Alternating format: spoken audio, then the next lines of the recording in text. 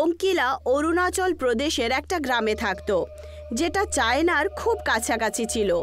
অঙ্কিলার পরিবারে তার বুড়ো মা আর 3টে ছোট বাচ্চা ছিল। অঙ্কিলার পরিবারের খরচা খেতি বাড়ি করে হতো, কারণ অঙ্কিলার গ্রাম চায়নার কাছে ছিল। তাই অঙ্কিলার momos, chowmein, veg hakka noodles, manchow স্যুপের মতো চাইনিজ জিনিস খুব ভালো করে বানাতে জানত। অঙ্কিলার মা খেতে কাজ করত, আর অঙ্কিলা বাড়িতে থেকেই খাবার বানাতো। কি হলো মা, আজ তুমি লেট হয়ে গেলে? অনেকগুলো গ্রামবাসীর সাথে সাথে আমাদের ক্ষেতও মিলিটারিতে যাচ্ছে। যদি এরকমটা হয় তাহলে আমরা বরবাদ হয়ে যাব। কিন্তু যদি আমাদের ক্ষেত যায় তাহলে আমরা টাকা পয়সাও তো পাবো। কোনো জিনিস আমাদের কাছে থাকলে আলাদাই ব্যাপার, পয়সা তো হাতে আসতেই খরচা হয়ে যাবে। তুমি চিন্তা করো না মা, ইনকামের অন্য কোনো ব্যবস্থা নিশ্চয়ই হয়ে যাবে। আজ আমি মোমোস বানিয়েছি, এসো খাও।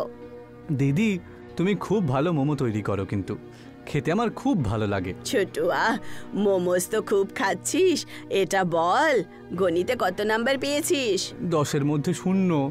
গোল্লা। অঙ্কিলা, তুই ওকে পড়াশোনা করাস না। যদি এই অবস্থায় থাকে তাহলে ও পাস হবে না। মা, ওকে কোনো ভালো টিউশনের দরকার, আমি পড়ালেও পড়েই না। পরের দিন বিকেলবেলা বাড়িতে এসে মা বলল, অঙ্কিলা, আমাদের জমিন চলে গেল, 2 লাখ টাকা পেয়েছি। এই টাকা দিয়ে আমরা কি গ্রামে কোনো কাজ শুরু করি?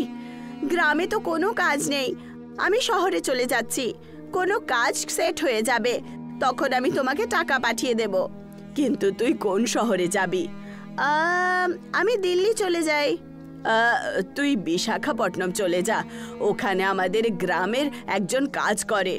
অচেনা জায়গায় কোনো চেনাশোনা লোক থাকলে ভালো হয়। অঙ্কিলা অন্ধ্রপ্রদেশে সমুদ্রের কিনারায় শহর বিশাখাপট্টনম পৌঁছায় আর নিজের গ্রামের ছেলে নরেন্দ্রের সাথে দেখা করে। আমি এখানে কাজ খুঁজতে এসেছি, তুমি আমাকে এখানে কাজ দেওয়াবে? তুমি কি কি করতে পারে বলো তো? আমি সমস্ত চাইনিজ ফুড বানাতে জানি। আমি যে রেস্টুরেন্টে কাজ করি না, ওখানে মোমো তৈরি করার কারিগরের খুব দরকার রয়েছে। আমি আমার মালিকের সাথে কথা বলে নিচ্ছি। নরেন রেস্টুরেন্টের মালিক বিষ্ণুর সাথে কথা বলল, আর অঙ্কিলা মোমোস বানানোর কাজটা পেয়ে গেল। রেস্টুরেন্ট সমুদ্রের কিনারাতেই ছিল। লোকেরা বিচে ঘুরতে আসতো আর খাবার দাবারও খেত। অঙ্কিলার হাতের টেস্টি মোমোস লোকেরা খুব পছন্দ করে। রেস্টুরেন্টের মালিক বিষ্ণুর রোজগার খুব বাড়ছিল, কিন্তু রোজগার বাড়ার সাথে সাথে বিষ্ণু নিজের ওয়ার্কারদের স্যালারি বাড়াচ্ছিল না। ও অঙ্কিলাকে শুধু 10,000 দিত। অঙ্কিলার জন্য সেভিংস করা আর বাড়িতে টাকা পাঠানো খুব মুশকিল হচ্ছিল। আমি এখানে এসেছি 6 মাস হতে চলেছে, আমি বাড়িতে এখন পর্যন্ত 8-10 হাজারই পাঠাতে পারছি। মায়ের জন্য খরচা করা খুব মুশকিল হচ্ছে নিশ্চয়ই।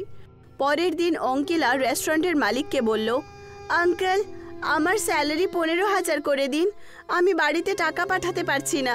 তাহলে আমি কি করব? আমি কি তোমার পরিবারকে চালানোর জন্য ঠেকা নিয়ে রেখেছি? আমি তোমাকে কাজে রেখেছি, এটাই তোমার উপরে আমার বিশাল বড় উপকার। মাইনে বাড়াতে পারবো না, যাও গিয়ে নিজের কাজ করো তো। সেই সময় অঙ্কিলার কাছে অন্য কোনো বিকল্প ছিল না, সেই জন্য সে রেস্টুরেন্টে কাজ করা জারি রাখলো। রেস্টুরেন্টের কাছে প্রায় সময় একটা কুকুর আসতো। অঙ্কিলা তার নাম মতি রেখেছিল। মতি যখনই আসতো অঙ্কিলা তাকে 2টো মোমোস খাওয়াতো। একদিন রেস্টুরেন্টের মালিক অঙ্কিলাকে কুকুরকে মোমোস খাওয়াতে দেখে নেয়। মোমো তৈরি করার জিনিসপত্র তোমার বাপের পয়সা দিয়ে আসে না, যে কুকুরকে তুমি মোমো খাওয়াচ্ছ। হ্যাঁ, 2টো মোমোস কুকুর খেয়ে নেবে, তাহলে আপনার কেন লোকসান হবে? একটু ব্যাপারে আপনি আমার মা বাবার কথা কেন বলছেন? এই মোমোর পয়সাগুলো তোমার মাইনে থেকে কাটবো। হ্যাঁ। সেই মাসে বিষ্ণু অঙ্কিলাকে শুধু 8,000 টাকা দিল। রেস্টুরেন্টের মালিকের কঠোর ব্যবহারের কারণে অঙ্কিলা একটা নির্ণয় নিল। অঙ্কিলা নরেনকে বলল, আমি এখানে কাজ ছেড়ে দিচ্ছি, এখন আমি নিজের বিজনেস স্টার্ট করব। কিন্তু তার জন্য তোমাকে অনেক বেশি জিনিসপত্র কিনতে হবে তো, আর একটা কাউন্টারও যে লাগবে, তাই না? যেগুলো রেখে তুমি মোমো বিক্রি করতে পারবে। তা তোমার কাছে ইনভেস্ট করার মতন পয়সা আছে তো? কিছু টাকা আছে আমার কাছে, একটু তুমি দিয়ে দাও। অঙ্কিলা সমুদ্রের কিনারায় একটা কাউন্টারে নিজের মোমোস বিক্রি করা শুরু করলো। এখন বিষ্ণুর রেস্টুরেন্টে খুব কম লোক মোমোস খেতে যেত। বিচে ঘোরাফেরা করার লোকেরা বেশিরভাগ অঙ্কিলার মোমোস খেত। অঙ্কিলা এখন প্রত্যেক মাসে প্রায় 20,000 টাকা রোজগার করে। বিষ্ণু যখন অঙ্কিলার কাউন্টারে ভিড় দেখলো তখন ও চিন্তা শুরু করলো। এতদিন পর্যন্ত শুধুমাত্র আমার রেস্টুরেন্টেতেই চাইনিজ ফুড বিক্রি হচ্ছিল, কিন্তু এই মেয়েটা তো আমার ব্যবসা একেবারে লাটে তুলে দিল দেখছি। যে কোনো দিনও আমার মতন রেস্টুরেন্ট খুলতে পারে। পথের কাঁটা যাতে ও আমার হতে না পারে সেই জন্য ওকে একেবারে শেষ করে ফেলতে হবে।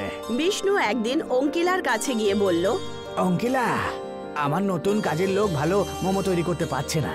আমি চাই তুমি আমার রেস্টুরেন্টে আবার ফিরে এসো। আমি তোমার মাইনে 2000 টাকা বাড়িয়ে দেব।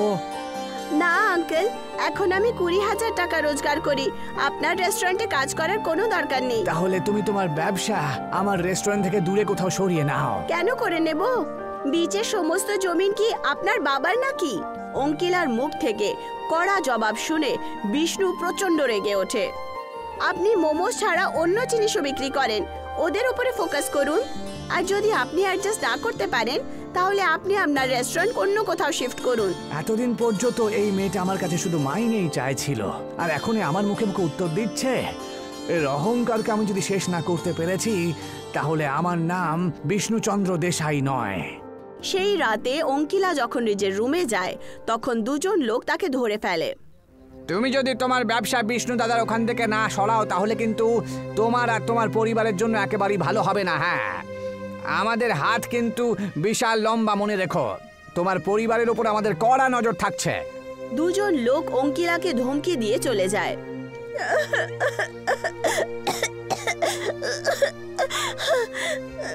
অঙ্কিলা অনেকক্ষণ পর শ্বাস নিতে পারলো। অঙ্কিলা ফোন করে নিজের মায়ের সাথে কথা বলে। তুই ভয় পাস না বাবু, এখানে কেউ আমাদের ক্ষতি করবে না। তুই নিজের কাজ জারি রাখ। তুই এক্ষুনি পুলিশের কাছে যা। অঙ্কিলা পুলিশের কাছে গিয়ে FIR করে। পুলিশ বিষ্ণুর কাছে যায়। বিষ্ণু দাদা, আপনি এখানকার সম্মানীয় মানুষ একজন। আপনি কি কারুর প্রাণ নিয়ে খুনি হতে চাইছেন তাহলে? হ্যাঁ, আরে না না না না ইন্সপেক্টর বাবু, কারুর প্রাণ নেওয়ার আমার কোনো সংকল্প নেই তো। আমি তো শুধুমাত্র ওই মেয়েটাকে একটু ভয় পাওয়াতে চাইছিলাম। এরকম লোককে ভয় দেখানো, হুমকি দেওয়ার কাজ একদম করবেন না, না হলে আইনকে কিন্তু এই ব্যাপারে কাজ করতে হবে। ওই মেয়েটাকে নিজের মতন ব্যবসা করতে দিন, ঠিক আছে? পুলিশের যাওয়ার পর বিষ্ণু ভাবতে শুরু করলো। শক্তি দিয়ে দেখছি কাজ হবে না, আমি বিপদে পড়তে পারি। বুদ্ধি খাটাতে হবে আমাকে। কিছুদিন পর অঙ্কিলার কাছে একটা মেয়ে আসে। হ্যালো ম্যাম, আমি হিন্দুস্তান পে কোম্পানি থেকে এসেছি। প্লিজ আপনি আমাদের কোর্স স্ক্যানার লাগিয়ে দিন। এর জন্য তো টাকা যাবে। এটা ফ্রি আছে। আপনি আমাকে আপনার মোবাইল দিন, আমি এক্ষুনি অ্যাকাউন্ট লিংক করে দিচ্ছি। অনেকগুলো কাস্টমার্স অনলাইন পেমেন্ট করার কথা বলতো, সেই জন্য অঙ্কিলা ভাবলো যে ওকে স্ক্যানার লাগিয়ে নেওয়া উচিত। অঙ্কিলা নিজের মোবাইল মেয়েটাকে দিয়ে দিল। মেয়েটা একটা হ্যাকার ছিল যাকে বিষ্ণু পাঠিয়েছিল। মেয়েটা অঙ্কিলার ব্যাংক অ্যাকাউন্টের সমস্ত টাকা শেষ করে দেয়। এই নিন, হয়ে গেছে। পরের দিন অঙ্কিলা নিজের ATM থেকে টাকা বার করতে গেল। তখনও জানতে পারলো ওর অ্যাকাউন্টে একটা টাকাও নেই। অঙ্কিলা সঙ্গে সঙ্গে ব্যাংকে গেল আর নিজের অ্যাকাউন্টের ব্যাপারে জিজ্ঞাসাবাদ করলো। ব্যাংকওয়ালারা তাকে বলল যে তার সাথে অনলাইন ফ্রড হয়েছে। অঙ্কিলা বুঝতে পেরে যায় যে হিন্দুস্তান পেওয়ালি মেয়েটা তাকে ধোঁকা দিয়েছে। অঙ্কিলা পুলিশ স্টেশনে মেয়েটার রিপোর্ট লিখিয়ে দেয়, কিন্তু মেয়েটার কোথাও খোঁজ পাওয়া গেল না। অন্যদিকে বিষ্ণু অঙ্কিলার কাউন্টারও চুরি করিয়ে দিল, যাতে অঙ্কিলার সমস্ত জিনিস রাখা ছিল। অঙ্কিলার কাছে এখন ইনভেস্টমেন্টের টাকাও ছিল না, আর নাই কোনো জিনিস। ও কাঁদতে কাঁদতে নরেনের কাছে গেল। আমি বরবাদ হয়ে গেছি নরেন। আরে কি হলো অঙ্কিলা, তুমি কাঁদছো কেন? অঙ্কিলা নরেনকে সমস্ত ঘটনা শোনালো। তুমি কি আমাকে 10,000 টাকা দিতে পারবে? নরেন 2 দিন আগেই গ্রাম থেকে এসেছিল। আমাকে ক্ষমা করে দিও অঙ্কিলা, আমি পরশু নিজের বোনের বিয়ে দিয়ে এসেছি। আমার সব পয়সা বিয়েতেই খরচ হয়ে গেছে গো। অঙ্কিলা বিচে বসে কাঁদতে শুরু করলো। তক্ষুনি ওখানে সেই কুকুর মতি এলো, যাকে অঙ্কিলা মোমোস খাওয়াতো। আজ আমার কাছে তোকে খাওয়ানোর জন্য কিছুই নেই, আমি খুব খারাপ অবস্থায় আছি। মতি হঠাৎ করে একটা দেবতায় পরিণত হয়। আমি সমুদ্রের দেবতা বরুণ, আর কুকুরের রূপ ধারণ করে বিচে ঘোরাফেরা করে মানুষের পরীক্ষা নিই। আপনি আমাকে দর্শন কেন দিলেন? আমি তো কখনো পুজো পাঠও করি না। ঈশ্বর সবসময় কোনো জীবিত প্রাণীর রূপ ধারণ করেই পরীক্ষা নিতে আসেন। বরুণ দেবতা অঙ্কিলাকে কিছু বীজ দিলেন। এই বীজগুলো সমুদ্রের বালিতে ছড়িয়ে দিও। সেখান থেকে যে চারাগুলো বেরোবে সেখান থেকে মোমো বেরিয়ে আসবে, আর সেই মোমোগুলো শুধুমাত্র তুমিই নিতে পারবে। এইটুকু বলে বরুণ দেবতা গায়েব হলেন। অঙ্কিলা বীজগুলো মাটিতে পুঁতলো আর পরের দিনই গাছ চলে এলো, যার মধ্যে মোমোজ লেগেছিল। অঙ্কিলা মোমোজগুলো নিল আর একটা পাত্রে জমা করলো আর মোমোজ বিক্রি করতে শুরু করলো। ওই মোমোজে সেম টেস্ট ছিল যেটা অঙ্কিলার বানানো মোমোজে ছিল। বিষ্ণু যখন জানতে পারলো যে অঙ্কিলা মাটিতে মোমোজের গাছ উঠিয়েছে, তখন সে রাত্রিবেলা মোমোজ ভাঙতে গেল। বিষ্ণু নিজের পুরো শক্তি লাগালো, কিন্তু একটাও মোমোজ ভাঙলো না আর না গাছ মাটির থেকে উঠলো। বিষ্ণু বাজার থেকে কিছু বিষাক্ত পোকা আনলো যেগুলো ফসল খারাপ করে। ও মোমোজের গাছের মধ্যে ওই পোকাগুলো ছেড়ে দিল। এইবার হবে আসল খেলা। কিন্তু তা সত্ত্বেও একটা সমুদ্রের ঢেউ আসলো আর সমস্ত মোমোজের গাছ থেকে পোকামাকড় নিয়ে গেল। বিষ্ণু একটা ট্রলিতে অনেকগুলো লাকড়ি ভরে নিল আর সেই লাকড়িগুলোকে মোমোজের গাছে ফেলে দিল আর তারপর সে তার উপরে পেট্রোল দিয়ে আগুন লাগিয়ে দিল। বিষ্ণুর মনে হলো এখন কাজ হয়ে যাবে, কিন্তু তক্ষুনি বিচে খুব জোরে বৃষ্টি শুরু হলো আর আগুন বুঝে গেল। এই বৃষ্টিটাকে এখনই নামতে হলো। তক্ষুনি নরেন ওখানে পৌঁছে গেল। এসব আপনি এখানে কি করছেন বাবু? অঙ্কিলা তো আমাকে বলেই ছিল যে এই মোমোগুলো কোনো ঈশ্বরের বরদান, কোনো ক্ষতি করতে পারবে না কেউ। আরে আমি হলাম নাস্তিক। আমি এইসব দেবতাদের কথা শুনে আর বরদানের কথা শুনে কোনো ভয় পাই না, বুঝেছো? আমি আমার জীবনে সবকিছু অর্জন করেছি নিজে পরিশ্রম করে।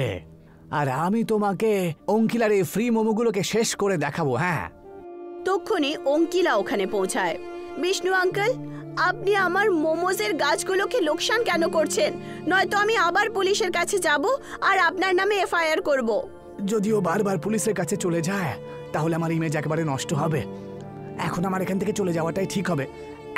তুমি ভুল বুঝছো অঙ্কিলা, আমি তো শুধুমাত্র এখানে এই মোমোগুলোকে দেখতে এসেছিলাম। তোমার যদি ভালো না লাগে তাহলে আমি এখান থেকে চলে যাচ্ছি। নরেন, তুমি আমার সঙ্গে চলো তো। বিষ্ণু নরেনকে নিজের সাথে নিয়ে বাড়িতে পৌঁছলো।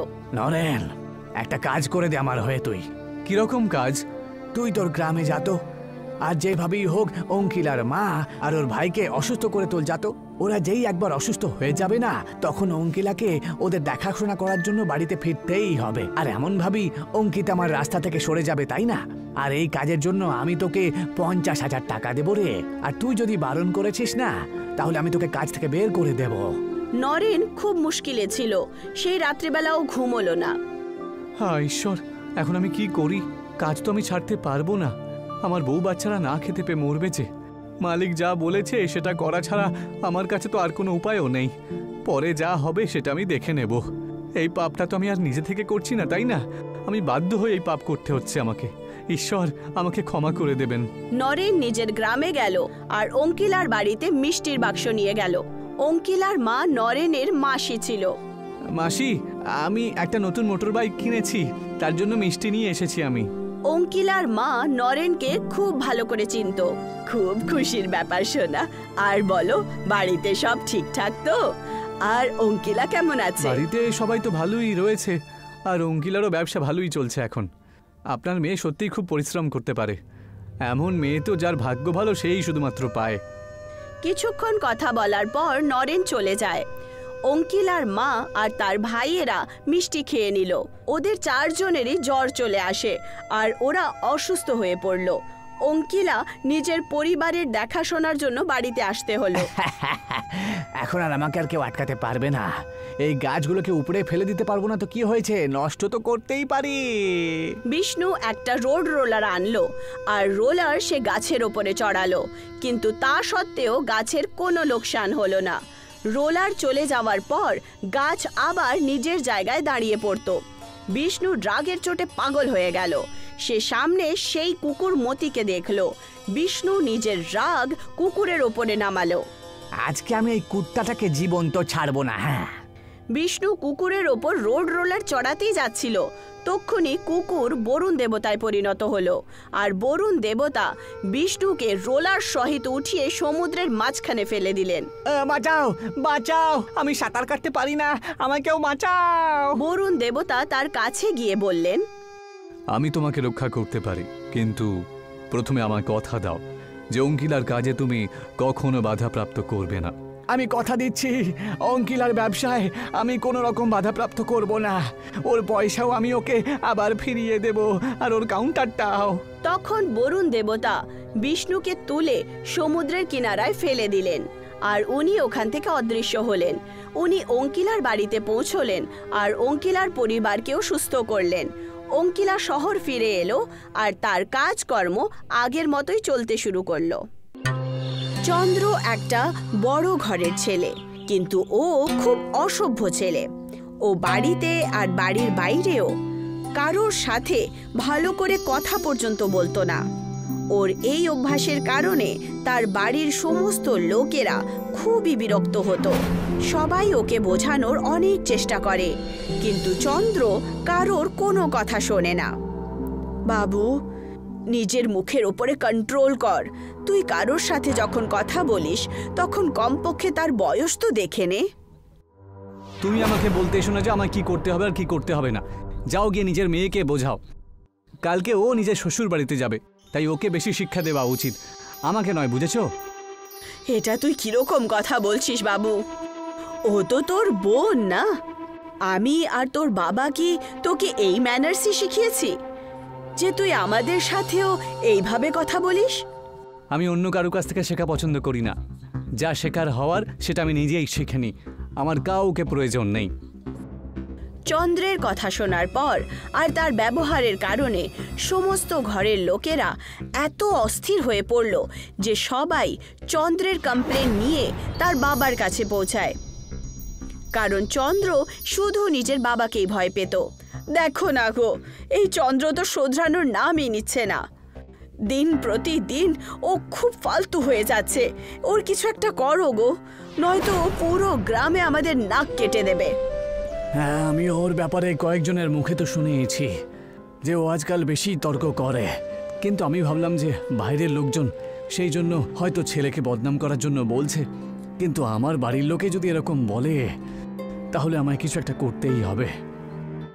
যদি তুমি আমার কথায় বিশ্বাস না করো তাহলে তুমি নিজেই দেখে নাও। আমি ওকে তোমার সামনে নিয়ে আসছি। কি হয়েছে? আমাকে কেন ডাকলে শুধু শুধু তোমরা? তোমার সাথে কথা বলার আছে। তোমার নামে অনেক নালিশ আসছে আমার কাছে আজকাল। যে নালিশ করছে তাকে গিয়ে জিজ্ঞাসা করো না, আমায় কেন বিরক্ত করছো? তুমি তো দেখছি খুব বাজেভাবে কথা বলছো। কিন্তু এইসব ভুল আমারই, যে আমার ছেলে এত তর্ক করে আর আমি এই ব্যাপারে কোনো খবরই রাখিনি। আমি চলে যাচ্ছি, আর আমাকে বিরক্ত করবেন একদম। আমি তোমাকে একটু বেশি প্রশ্রয় দিয়ে দিয়েছি দেখছি। আজকের পর থেকে তোমার সব পকেট মানি বন্ধ।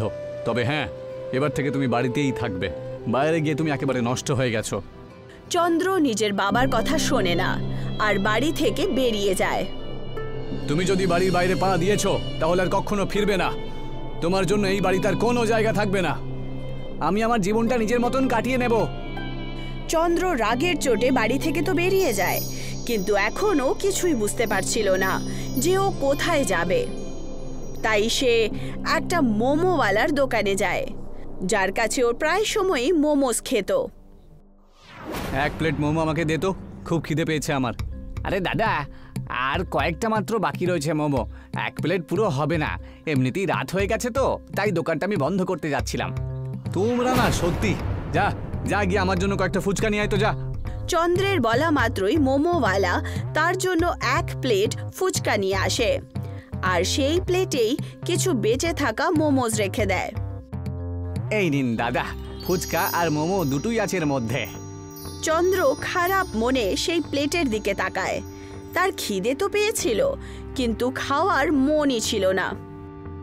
এইসব ফুচকা মোমো আমি অনেক কিছু খেয়েছি, এখন আমি নতুন কিছু খেতে চাই। এগুলো খেয়ে খেয়ে আমি বোর হয়ে গেছি। একে বাড়ির কথায় আমার বিরক্ত লাগে আজকাল, তার উপর আবার এইসব খাবার খেতে হবে।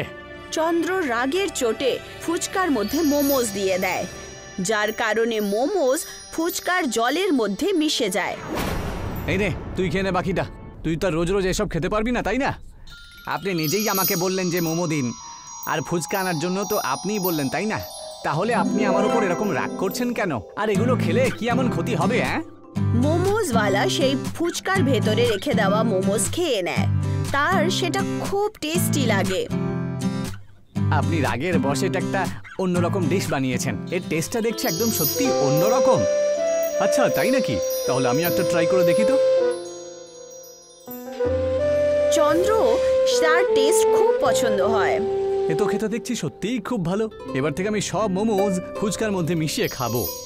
চন্দ্র এইভাবেই সমস্ত মোমোজ ফুচকার ভেতরে দিয়ে খেতে শুরু করে। ঠিক আছে দাদা, এখন আপনি চলে যান। এমনিতেই আমি দোকানটা বন্ধ করতে চলেছি। দেখ, ব্যাপারটা হলো যে আমাকে বাড়ি থেকে বের করে দেওয়া হয়েছে। এখন আমিও তোর সাথে এখানেই থাকবো, আর কিছু কাজ করে নিজেই পয়সা রোজগার করব, আর বাড়ির লোককে দেখিয়ে দেব যে আমি ওদের সাহায্য ছাড়াই এই এলাকাতে একা থাকতে পারি। চন্দ্র এখন সেই মোমোসওয়ালার সাথেই মোমোস বিক্রি করার কথা ভাবে। দাদা, মোমো বিক্রি করে এত রোজগার করি না যে আমার বাড়ির খরচই ভালোভাবে চলতে পারে। তার উপর আমি আপনাকে আমার দোকানে কি করে কাজে রাখতে পারি বলুন তো? চন্দ্রের পুরো বিশ্বাস ছিল যে মোমোসওয়ালা তাকে তার দোকানে নিজের সাথে রেখে নেবে, কিন্তু এখন সে একটু ঘাবড়ে গেছিল, কারণ না ওর কাছে কোনো কাজ ছিল, না ওর কাছে থাকার কোনো জায়গা ছিল। চন্দ্রের মোমোসওয়ালার কথার ওপর খুব রাগ ওঠে। এই, তোর কি মনে হয় আমি কোনো ভিখারি, যে আমি তোর কাছে কাজ চাইবো? আরে তোর মতন লোককে আমি কাজে দিই। আপনার এই ব্যবহারের কারণেই তো আপনাকে লোকেরা পছন্দ করে না। যদি আপনার ব্যবহারটা ভালো হতো না, তাহলে আমার সঙ্গে আমি আপনাকে অবশ্যই রাখতাম কাজের মধ্যে। এই, তোর কাজের আমার কোনো দরকার নেই। চন্দ্র রাগের চোটে ওখান থেকে চলে যায় আর ফুচকাওয়ালার কাছে যায় আর তার কাছে কাজের কথা বলে। আমার কাজের দরকার রয়েছে, তুমি কি আমাকে দোকানে কাজে রাখবে? আমার এই ছোট্ট একটা দোকান ভাই, আমি তোমাকে কি করে কাজে রাখতে পারি বাছা? এখন চন্দ্র বুঝতে পেরে যায় যে যদি সে এখনো নিজের ব্যবহার না শুধরায় তাহলে ওকে রাস্তাতেই ঘুমোতে হবে। তাই সে খুব ভালোভাবে ফুচকাওয়ালার সাথে কথা বলে। দেখো, আমার কাছে একটা আইডিয়া আছে, যেটা করলে আমরা দুজন মিলে অনেক পয়সা রোজগার করতে পারি, কিন্তু তার জন্য আমার সাথে একসাথে হয়ে কাজ করতে হবে। যদি আমরা একসাথে বেশি রোজগারও করতে পারি তাহলে আমার কোনো সমস্যা নেই। এখন ফুচকাওয়ালা তার সাথে কাজ করার জন্য রেডি হয়ে যায়, কিন্তু এখনো চন্দ্রের মোমোওয়ালারও দরকার ছিল। তাই সে নিজের রাগ শান্ত করে মোমোসওয়ালার কাছে চলে যায় আর তাকে সরি বলে দেয়।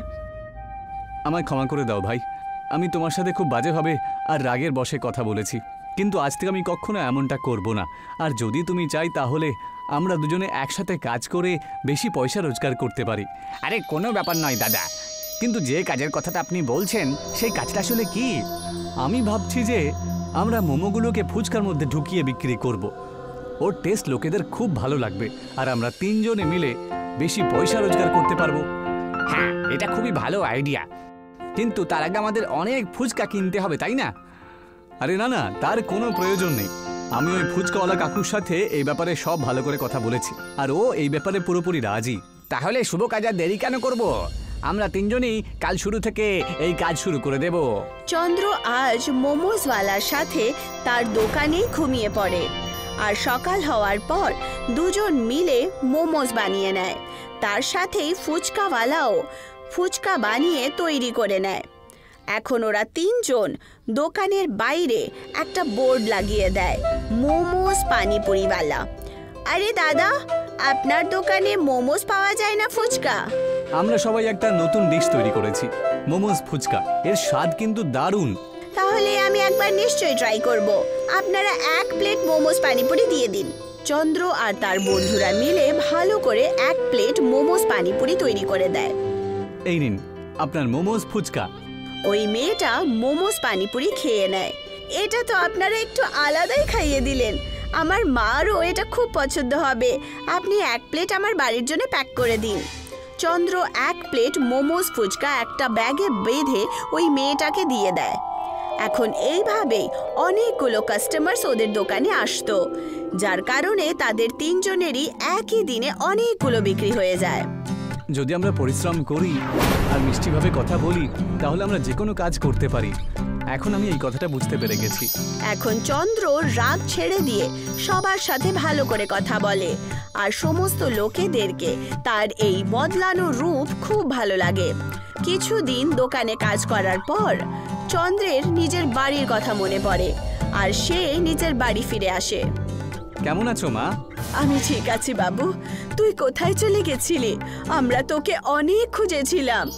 আজকের পর কেউ তোকে কিচ্ছু বলবে না, তুই বাড়ি ছেড়ে কোথাও যাস না। এখন আমি শুধরে গেছি মা, আর আমি আমার নিজের কাজও শুরু করে নিয়েছি। এখন চন্দ্র নিজের বাড়িতেই থাকতে শুরু করে দেয়। কৈলাসপুরা নামের একটা গ্রাম ছিল। কৈলাসপুরা গ্রামের সবচেয়ে বিশেষ কথা এটা ছিল যে গ্রাম একতার প্রতীক ছিল। অন্য গ্রাম আর কসবার লোকেরা কৈলাসপুরার একতার কথা সব সময় বলতে থাকে, কিন্তু কিছু সময় ধরে কৈলাসপুরা গ্রামের লোকেরা গ্রীষ্মকাল আর সব শুকিয়ে যাওয়ার কারণে খুব বেশি চিন্তিত ছিলেন। এই নদীতে এক ফোঁটাও জল নেই দেখছি, কি হবে? সব শুকিয়ে গেছে, কুয়ো শুকিয়ে গেছে। চাপা কলে তো 3 ঘন্টা ধরে টিপলে তবে এক ফোঁটা জল বেরিয়ে আসে। এই নদীটা দেখে তো আমার তেষ্টা পেয়ে গেছে। সেজন্যই তো আমি বলছি যে কয়েকদিনের জন্য আমাদের শহরে যাওয়া উচিত। অন্তত পক্ষে ওখানে দুবেলা খেতে তো পারবো আমরা, তাই না? শহরে যাব কি করে? আমাদের কাছে অত টাকা পয়সাও নেই। শহর এখানে কাছে থোড়েই না আছে। গরু গাড়ি, ট্রেন আর অনেকগুলো বাহনের ভাড়াও তো অনেক বেশি হয়ে গেছে। তুমি সেটাও ঠিকই বলছো গিন্নি, আর আমরা কিছুই করতে পারবো না। চলো গ্রামের ভেতরে গিয়ে দেখি। আরে গরমে এমন অবস্থা খারাপ হয়ে গেছে আমাদের, মনে হচ্ছে সমুদ্রের জল খাই। আরে মুরারি, এসব কি আজেবাজে কথা বলছিস? সমুদ্রের নোনতা জল কেউ কি করে খেতে পারে বলতো? আরে কি করি বলো তো দাদা, গরমে অবস্থা খারাপ হয়ে গেছে। আরে আমাদের কিছু একটা করতে হবে এটা নিয়ে, না হলে আমাদের গ্রামের বাচ্চা বুড়ো সবাই বিপদে পড়বে যে। আমাদেরকে গিয়ে গ্রামের চৌমাথায় বসে থাকা পান্ডা বাবাকে এই সমস্যাটা বলতেই হবে। ওখানে গিয়ে আমরা কোনো না কোনো উপায় তো পেয়েই যাব। তুমি ঠিকই বলেছ, আমাদের ওখানে যেতে হবে। হীরামণি আর তার স্ত্রী মুরারির সাথে মিলে সেই গ্রামের সবচেয়ে বুড়ো পান্ডা বাবার কাছে চলে যায়। বাবাজি জয় হোক। পান্ডা বাবা ওদেরকে বলেন, বলো তোমরা এখানে কি জন্য এসেছো বলো? এমনিতে তো আমার আশেপাশে আমি কোনোদিনও কাউকে দেখতে পাই না। আসলে ব্যাপারটা হলো, আমরা আপনার কাছ থেকে এটা জানতে এসেছি যে আমাদের গ্রামের এই জলের সমস্যাটা কবে ঠিক হবে। আচ্ছা তোমরা এখন আসছো, এখন তো সব শেষ হয়ে গেছে, সব বরবাদ হয়ে গেছে। আমরা ঠিক বুঝলাম না মহারাজ, আপনি কি বলতে চান বলুন তো, পরিষ্কার করে বলুন না। সমস্ত গ্রামবাসীদেরকে এক জায়গায় ডেকে নিয়ে এসো, এবার চলো আমাদের সাথে। মনে হচ্ছে এই বাবা জলের তেষ্টায় পাগল হয়ে গিয়েছে, আজে বাজে বকছেন। পান্ডা বাবা সমস্ত গ্রামবাসীদেরকে নিয়ে গ্রামের সবচেয়ে পুরনো সূর্যদেবের মন্দিরে চলে যান আর ওখানে গিয়ে বলেন, এই দেখো, তোমাদের গ্রামের মধ্যে এটা কেউ জানে না যে সূর্যদেবের মূর্তিটা কোথায় গেছে। বাবার এইটুকু বলা মাত্রই সবাই মূর্তির দিকে তাকাতে থাকে, কিন্তু ওরা ওখানে কোনো সূর্য দেবতার মূর্তি দেখতেই পারে না, যেটা আগে ওখানে ছিল। এটা কি করে হতে পারে? আমি তো গত মাসেই এখানে এসেছিলাম, তখন তো মূর্তিটা এখানে ছিল। কি বলো গিন্নি? হ্যাঁ, তুমি একদম ঠিক বলেছ। জানি না এটা কি করে হয়ে গেল। আরে মূর্তিটা মন্দিরে নেই বলে এমন কি হলো? হ্যাঁ ওই যে বাবা, আপনি কিন্তু আজে বাজে কথা না বলে পরিষ্কার করে বলুন যে আসলে ব্যাপারটা কি। তখন বাবা সমস্ত কথা গ্রামবাসীদেরকে বলেন। তোমাদের সবার মনে আছে নিশ্চয়ই যে অনেক মাস আগে শহরের একটা লোক এখানে ঘুরতে এসেছিল। হ্যাঁ বাবা, আমার ভালো করে মনে আছে, আর ও মন্দিরেই থেকেছিল। বাহ, এই মন্দিরটা দেখছি অনেক পুরনো। যদি আমি এই মন্দিরের মূর্তিটাকে বিক্রি করে দিই তাহলে আমি এক রাতের মধ্যে কোটিপতি হয়ে যাব, কিন্তু এর মধ্যে আমাকে বিশাল বড় ষড়যন্ত্র করতে হবে। শহরি ব্যবসায়ী শহরের কিছু চোরকে টাকা পয়সা দেয় আর ওদেরকে মন্দিরের মূর্তি চুরি করতে আদেশ দেয়। চোর এসে রাত্রিবেলাতেই মন্দির থেকে সূর্যদেবের মূর্তি চুরি করে নিয়ে যায়। তোমাদের গ্রামবাসীদের লজ্জা হওয়া উচিত যে তোমাদের চোখের সামনে থেকে দিন দাহারে কেউ চুরি করে নিয়ে চলে গেল আর তোমরা বুঝতে পারলে না। ধিক্কার তোমাদের মতন এই ভক্তদের। বাবা, আমি এখনো বুঝতে পারলাম না যে ব্যাপারটা কি। ওই মূর্তির সাথে গরমের কি সম্পর্ক বলুন তো? সূর্যদেবের মূর্তিটা যতদিন গ্রামে ছিল, গ্রামরা সবকিছু ভালো ছিল, সবাই আনন্দে দিন কাটাচ্ছিল, আর মূর্তিটা চুরি হয়ে যাওয়ার কারণেই এত সব সমস্যা আমাদের গ্রামে দেখা দিয়েছে। ঠিকই বলেছ হীরামণি, যতক্ষণ না মূর্তিটা ঠিকঠাক জায়গায় চলে না আসছে ততক্ষণ এই সমস্যা বাড়তেই থাকবে। আর ওই ব্যবসায়ী যে অপরাধী করেছে তার শাস্তি তো অবশ্যই পাবে সে। হীরামণি আর মুরারি, তোমরা দুজন শহরে গিয়ে মূর্তিটা খোঁজো, এই জায়গাতে আবার স্থাপনা করে দাও। আপনি যেমনটা বললেন তেমনটাই করব। আমরা এক্ষুনি শহরের জন্য রওনা দিচ্ছি। গিন্নি, তুমি কিছু খাবার বেঁধে আমাদেরকে দিয়ে দাও তো, আমরা আজকেই শহরে রওনা দেব, ঠিক আছে? বাবার কথা শুনে মুরারি আর হীরালাল শহরে যাওয়ার জন্য তৈরি হয়ে যায়। সমস্ত জিনিসপত্র নিয়ে ওরা শহরের দিকে রওনা দেয়। পুরো 2 দিন পর ওরা শহরে পৌঁছে যায়। তখন হীরামণি বলে উঠল, এত বড় শহরে ওই ব্যবসায়ীকে আমরা কোথায় খুঁজবো? শুধুমাত্র তুই ওকে দেখেছিলি, আমি তো জানিও না যে ওকেও দেখতে ঠিক কেমন। আরে শয়তানকে সবসময় অন্ধকারেই খুঁজে পাওয়া যায়। ওই দেখ, ওখানে নিয়ম না মেনে অনেকজনা দোকান করেছে আর অনেক ভুলভাল ব্যবসা করছে ওখানে। চল ওখানে যাই আমরা। মুরারি আর হীরামণি সেই অবৈধ জায়গায় চলে যায়। তখন ওদেরকে একটা লোক গেটেই আটকে দেয়। এই তোমরা ভেতরে কোথায় যাচ্ছ? ভেতরে যাওয়া বারণ আছে, বুঝেছ? আরে আমরা ব্যাপারী সাহেবের জন্য বেশ মূল্যবান উপহার নিয়ে এসেছি যে। আরে সেটা আগে বলতে পারবে তো যে মালিকের বন্ধ। আচ্ছা ভেতরে এসো, এসো। আর সোজা যাবে, তারপর এদিক ওদিক যাবে না কিন্তু। হ্যাঁ। হীরামণি আর মুরারি দুজনই ওই ঘরের ভেতরে চলে যায়। আর ওখানে গিয়ে ওরা দেখতে পায় যে ঘরের ভেতরে একটা ছোট্ট ট্যাঙ্ক আছে, যার মধ্যে অনেকগুলো নামি দামি মূর্তি রাখা আছে। আর ওই শহরি ব্যবসায়ী ফোনে কারোর সাথে কথা বলছিল। দুজনই লুকিয়ে তার কথা শুনতে শুরু করে। সাহেব, আজকে আপনি ফেরি তো নাকি? আমি মূর্তিটাকে লুকিয়ে রেখেছি আমার বাড়িতে, কেউ জানতে পারি না, কোনো সন্দেহ হবে না। আজকে বিকেলের মধ্যে চলে আসুন, আর টাকার বাক্সটা অবশ্যই নিয়ে আসবেন। ওই শহরি ব্যবসায়ীর কথা শুনে হীরামণি আর মুরারি ভয় পেয়ে যায় আর ওই ঘরের বাইরে চলে আসে। আমাদের কাছে বেশি সময় নেই, বুঝলি? যে করেই হোক পুলিশকে ডেকে নিয়ে আসতে হবে। তুই ঠিকই বলেছিস, এই শয়তানটাকে খুব তাড়াতাড়ি আমাদের কারাগারে বন্দি করতে হবে। হীরামণি আর মুরারি দুজনেই সঙ্গে সঙ্গে পুলিশকে ডেকে পাঠায় আর ওদেরকে সমস্ত কথা বলে দেয়। পুলিশরা ওই শহরি ব্যবসায়ীকে গ্রেফতার করে নেয়। আমাকে ছেড়ে দাও, আমি কোনো অপরাধ করিনি, আমার ছেড়ে দাও। তোমরা দুজন মিলে খুব ভালো কাজ করেছো। তোমাদের মূর্তিটা তোমরা নিয়ে যাও, আর একে আমরা অবশ্যই উচিত শিক্ষা দিয়েই ছাড়বো, বুঝেছো? হীরামণি আর মুরারি দুজনই সূর্য দেবতার মূর্তি নিয়ে ওখান থেকে নিজের গ্রামে চলে আসে। গ্রামের লোকেরা ওদেরকে দেখে খুব খুশি হয়। গ্রামের লোকেরা তোমাদের নিয়ে গর্ব করবে। তাড়াতাড়ি এই মূর্তিটাকে আসল জায়গায় রেখে দিন তো। গ্রামবাসীরা মিলেমিশে সূর্য দেবতার মূর্তিকে আবার স্থাপিত করে দেয়। যেই মাত্র ওই মূর্তি নিজের আসল আসনে পৌঁছে যায়, সূর্য দেবতা প্রকট হন আর বলতে শুরু করেন, আমি তোমাদের সকলের ভক্তিতে প্রসন্ন হয়েছি, সেই জন্য আমি ঠিক করেছি যে এই গ্রামে সূর্য থেকেই বৃষ্টি হবে, আর এখন থেকে তোমাদের গ্রামবাসীরা আর কোনো রকম কষ্ট পাবে না। এইটুকু বলে সূর্য দেবতা ওখান থেকে চলে যান।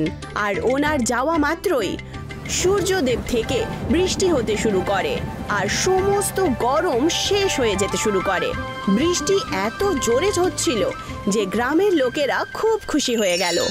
দিল্লি শহরে মায়া আর তার ভাই মোহনের সাথে মোমো বিক্রি করত। নিজেদের বাবাকে ছেড়ে দুজনে দিল্লিতে রোজগার করতে এসেছিল। ওরা দেখল যে দিল্লিতে মোমোর ব্যবসা খুব ভালো ছিল। দিদি, ব্যাস 1 সপ্তাহ হলো আর আমাদের খুব ভালো রোজগার হচ্ছে। আমি তো খুব খুশি দিদি। যদি তোমার কাজ এভাবে ভালোভাবে চলতে থাকে তাহলে আমরা খুব তাড়াতাড়ি মা বাবাকেও দিল্লিতে ডেকে নিতে পারি। মায়া আর মোহন খুব পরিশ্রম করে নিজেদের কাজ করছিল। আস্তে আস্তে ওদের দোকানের সামনে লম্বা লাইন পড়তে শুরু হয়ে যায়। ওদের দোকানের পাশেই কালা আর মন্টুর দোকানও ছিল। মান্টু ভাই, দেখছো ওদের দুজনকে? হ্যাঁ, এরা যদি এখানেই থাকে তাহলে আমাদের দোকান বন্ধ করে দিতে হতে পারে। আমি এই জায়গা 5 বছর ধরে দোকান চালাচ্ছি, আমি তো নড়বই না। যদি প্রয়োজন হয় তাহলে আমি ওদের উঠিয়ে দেব। হ্যাঁ কালা, আমিও তোমার সাথেই আছি, ওদের এখান থেকে উঠিয়ে দিতেই হবে। কিছু মাস পরে মায়া আর মোহনের মা বাবা দিল্লি চলে আসে। মা বাবা, তোমাদের দেখে খুব আনন্দ হচ্ছে। বাবু, তোমাদের উন্নতি দেখে আমারও খুব খুশি হচ্ছি। একদিন কালা আর মন্টু হিংসের চোখে মোমোর দোকান দেখতে দেখতে কথা বলছিল। মন্টু, এবার তো কিছু একটা করতেই হবে। দেখো ভাই, খাওয়ার জিনিস। যদি কোনোভাবে কাস্টমাররা এদের খাবারের প্রতি বিরক্ত হয়ে যায় তাহলে ব্যাস ওদের ব্যবসা চৌপাট হয়ে যাবে। ওদের মোমোর বাসনে আমরা ইঁদুর মারার বিষ দিতে পারি। কালা, ইঁদুর মারার বিষ খেয়ে যদি কেউ মরে যায় তাহলে? কেউ মরবে না, আমি জানি। অল্প একটু দিয়ে দেব। একবার যদি কিছু লোক অসুস্থ হয়ে যায় তাহলে সব কাস্টমার পালিয়ে যাবে। বাহ, কি প্ল্যান ভেবেছো কালা ভাই, তোমাকে তো মানতেই হবে। মোহন, আজ আমাদের কাছে বেশি মোমোস বেঁচে নেই। এগুলো বাড়িতে নিয়ে যাই আর এগুলোই খেয়ে নেব রাতে। হ্যাঁ দিদি, আমিও খুব ক্লান্ত হয়ে গেছি, আর মা বাবাও আমাদের মোমোগুলো টেস্ট করতে পারবে। মায়া আর মোহন মোমো নিয়ে বাড়িতে পৌঁছয়। সমস্ত ইঁদুরের বিষ মেশানো মোমোগুলো মায়া, মোহন আর ওদের বাবা মা মিলে খেয়ে নিল। পরের দিন সকালে মা বাবার শরীর খারাপ হয়ে গেল। শরীর খারাপ হওয়ার জন্য ওদের হাসপাতালে ভর্তি করতে হলো। ওদের ফুড পয়জন হয়ে গেছে। ওদের বয়সের জন্য ওদের শরীর কমজোরি হয়ে যাচ্ছে। ডাক্তার, মা বাবা ঠিক হয়ে যাবে তো? এই মুহূর্তে আমি কিছুই করতে পারবো না। ভগবানের কাছে প্রার্থনা করো যাতে ওনারা ঠিকঠাক হয়ে যান। দিদি, আমাদের কাছে যা টাকা আছে তা দিয়ে কি মা বাবার চিকিৎসা হয়ে যাবে? জানি না মোহন, কিন্তু আমরা চেষ্টা করব যাতে মা বাবা তাড়াতাড়ি সুস্থ হয়ে যায়। তুমি ওনাদের সাথে থেকো, আমি দোকানে যাচ্ছি। মাসখানেক পর মায়া আর মোহনের মা বাবা সুস্থ হয়ে বাড়ি ফিরে আসে। কিন্তু মায়া আর মোহনের সব টাকা মা বাবার চিকিৎসায় খরচ হয়ে যায়। মায়া আর মোহনকে তাদের ঘর বাড়ি ছেড়ে একটা ছোট্ট বাড়িতে যেতে হলো। নিজের দোকান ছেড়ে ঠেলায় যেতে হলো। 4 বাটি মোমো বানানোর বদলে 1 বাটি মোমো বিক্রি হতো, ব্যাস। মন্টু ভাই, এদের সাহস তো দেখো। এত কিছু হওয়ার পরেও এখানে ঠেলা নিয়ে চলে এসেছে মোমো বিক্রি করতে। আর কিছু সময় এদের অবস্থা দেখে মনে হচ্ছে বেশি দিন টিকতেও পারবে না। সেই সময়ই ঠেলাতে কিছু কাস্টমার আসে। দিদি, কাল আপনাদের এখান থেকে 1 প্লেট মোমো খেয়েছিলাম আমি। মোমো খেয়েই আমার পেট ব্যথা একেবারে কমে গেল। আজ 2 প্লেট খাবো। নিশ্চয়ই খাবেন স্যার, আমি এক্ষুনি দিচ্ছি। মা, কাল তোমাদের মোমো খেয়ে আমার হাঁটুর ব্যথা কম হয়ে গেছে। আজকেও দিও 1 প্লেট। মোহন, তোমাদের মোমো খেয়ে আসার 1 বছরের পুরনো পায়ের ব্যথা ঠিক হয়ে গেছে। আর আমার বউয়ের কোষ্ঠকাঠিন্য হচ্ছিল, সেটাও ঠিক হয়ে গেছে। এমন কি জাদু আছে তোমাদের মোমোতে যে অসুস্থ ঠিক হয়ে যাচ্ছে? হ্যাঁ, আজ 10 প্লেট প্যাক করে দাও, পুরো পরিবারকে খাওয়াবো। মন্টু ভাই, আমার তো দোকান বন্ধ করে গ্রামে ফিরে যাওয়ার অবস্থা হয়ে উঠেছে। সব কাস্টমাররা শুধু মোমো খায়। আমার শরীর খারাপ করার চেষ্টা করলাম, কিন্তু এখান তো উল্টোই হচ্ছে। ওদের মোমো দিয়ে তো লোকজনের শরীর ঠিক হয়ে যাচ্ছে। মায়া আর মোহনের উন্নতি আকাশ ছুঁয়ে যাচ্ছিল। এখন ওদের কারিগরের দরকার পড়ল। আর কালা আর মন্টু হাত জোড় করে ওদের কাছে ক্ষমা চাইল। ওরা সব সত্যি কথা বলে দিল। এসব শুনে মায়া প্রচণ্ড রেগে গেল আর ওদের কাজে রাখতে মানা করে দিল। কালা আর মন্টু কাঁদতে কাঁদতে ওদের দোকানে ফেরত চলে গেল আর গ্রামে চলে গেল। মায়া আর মোহন ওদের জাদু মোমোর জন্যে খুব নামি দামি আর ধনী লোক হয়ে গেল। অঞ্জু আর সাগরের পরিবার দিল্লির কাছে গোপালপুর নামের এক গ্রামে থাকত। ওর মা স্কুলে আয়ার চাকরি করত আর বাবা অসুস্থ হওয়ার জন্য বাড়িতেই থাকত। অঞ্জু, রিমোট দে, আমি ফাইট দেখছিলাম, তুই মাঝখানে কোথা থেকে এলি? বাবা দেখো না, আমি জল খেতে গেছিলাম, সেই ফাঁকে ও রিমোট নিয়ে নিয়েছে। বাবা, ও 2 ঘন্টা ধরে ফাইট দেখছে, আমি রিমোট দেব না। তোর যত বাজে বাজে সব নাটক রোজ হয়, একদিন না দেখলেই বা কি হয়? নিজেদের মধ্যে ঝগড়া না করে এক এক করে নিজেদের জিনিস দেখে নাও। তোরা দুজন আবার লড়াই শুরু করেছিস। মা, আজ তুমি এত তাড়াতাড়ি চলে এলে? স্কুল কি আজও বন্ধ? হ্যাঁ বাবু, স্কুল আজ আবার বন্ধ। জানি না কবে খুলবে। মনে হয় এই চাকরি ছাড়তে হবে। আর তোরা কি খাবি বল? মা, আজ রাজমার ভাত খাবো। আপনার হাতে রাজমা ভাত খেতে খুবই ভালো লাগে। কিছুদিন পর অঞ্জু আর সাগরের মার চাকরি চলে গেল। এবার কি হবে মা? আমরা কি না খেয়ে মরে যাব? না সোনা, এমন বলে না। আমরা নতুন কিছু কাজ খুঁজবো। মা, দিল্লি গেলে কেমন হয়? রাজমা আর ভাতের দোকান খুলবো ওখানে। আমার বন্ধু রাজুর বাবার দিল্লিতে ছোলে ভাটুরার দোকান আছে। রাজু বলছিল ওর বাবা প্রতি মাসে 40,000 টাকা করে রোজগার করে। কিন্তু বাবা, বাড়িতে তোর বাবাকে কে দেখবে? মা, তুমি সাগরকে নিয়ে দিল্লি চলে যাও, আমি বাবার দেখাশোনা করব।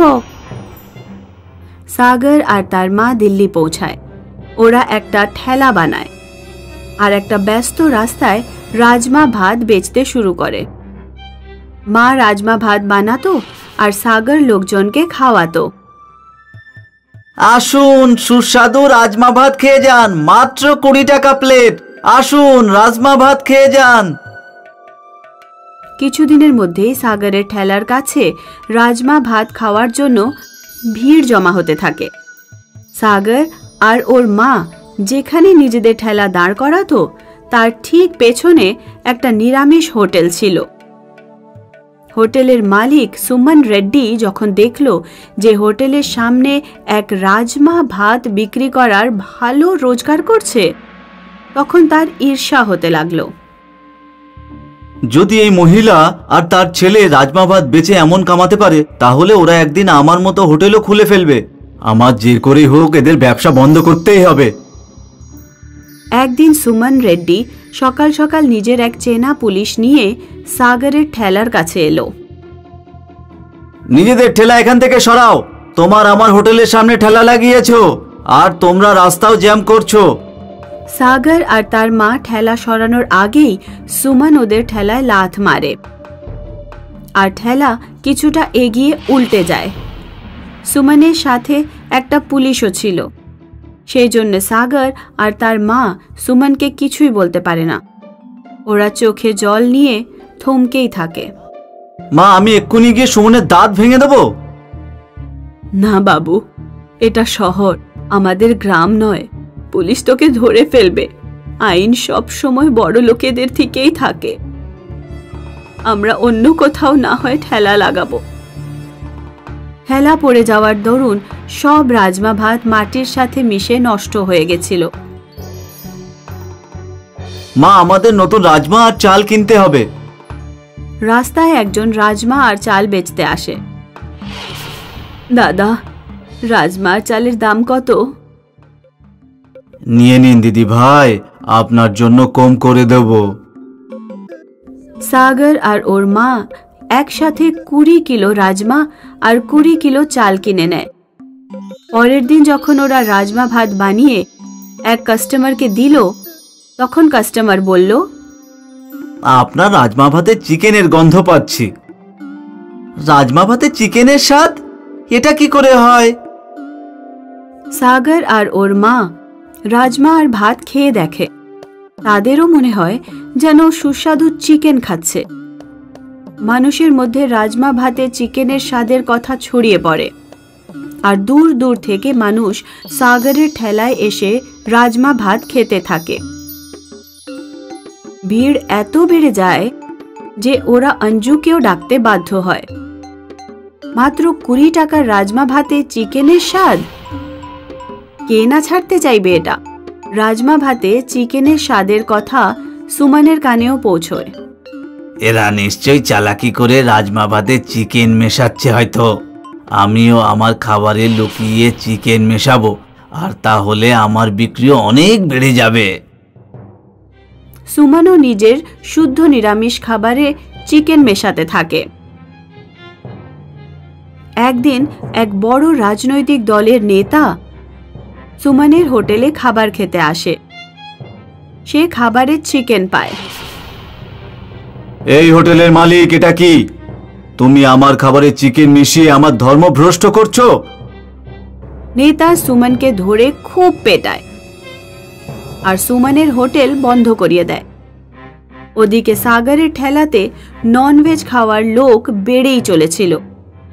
অবশেষে বাধ্য হয়ে সুমন সাগরের মায়ের কাছে পৌঁছলো। দিদি ভাই, আমি আপনার সাথে যা করেছি তার জন্য ক্ষমা চাইছি। আমার হোটেল আর চলছে না। আপনি যদি আমার হোটেল কিনে নেন আমি খুব খুশি হব।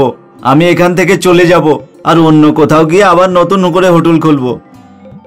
সাগর আর তার মা সুমনের হোটেল কিনে নিল। মা, আমাদের যা কিছু সব ওই লোকটার জন্যে, যে আমাদের জাদুর রাজমা আর চাল দিয়েছিল। আমি ওকে অনেক খুঁজেছি কিন্তু ওকে কোথাও পাইনি। মনে হয় উনি ভগবানেরই দূত, আমাদের জন্য পাঠিয়েছেন ভগবানেরই দূত। মা, ভগবানের দূত কি বাস্তবে হয়? জানি না মা, কিন্তু অনুভবে তো মনে হয় যে হ্যাঁ, ভগবানের দূত হয়।